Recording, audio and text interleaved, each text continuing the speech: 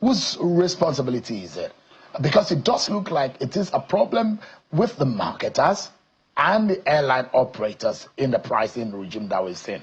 Yes, this is strictly between the operators and the fuel marketers. So the fuel marketers, the fuel marketers are the ones determining the price. Well, are they? Well, I mean, we buy from them, and should they be determining the price, though? Well, I mean, at the end of the day, is the price you see where you fly to that you buy, because these things you can't bring in anything from the airport. When you land at the airport, you have to be fuel by the available fuel, you know. And it's important to note here that airline operation is a deregulated industry. But in terms of the rules, the commercials are deregulated. You price your ticket based on the cost of your operations, just like the marketers, based on what you buy. But the fact of the matter that I said from the beginning, we know the cost of Dangote for A1 from the depot. And we know how we, the operators, have been relating with the fuelers. We know the markup that are usually within the range that makes it competitive. Yes, it's easy to say if this one is selling higher, then you can go to the lower one. What you see on paper is there. You see public, this is how we sell. But you want to buy at that price, you are now told that it's not available. But you said and then you can only buy at this price if you. And then before now, we could buy and get invoice to pay later, maybe weekly to weekly. Today you pay by cash and carry. So we don't want to determine the mode of their sales. So we're not complaining about that.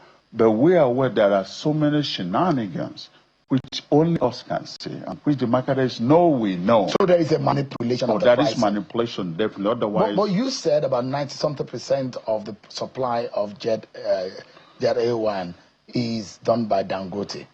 Yes. But that means that Dangote predominantly determine the pricing. No, we know the price. This price is not the price from the depot. It is the price at the pump. Okay. Dangote doesn't determine the price at the pump. But Dangote also... he doesn't determine at the price at the pump. So he's not involved in the... No. In the end point? No. We're talking about the pump price. Okay. How much you have to pay when you have positioned your aircraft for fueling.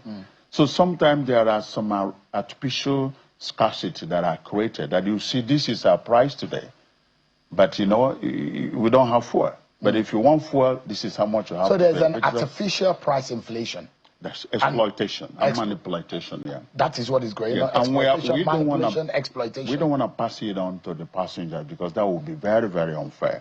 And obviously, you know, and we don't want anything that will erode the gains we have made in the aviation industry, which is now the synergy of the world aviation. The minister has been working hard and is very concerned with this situation.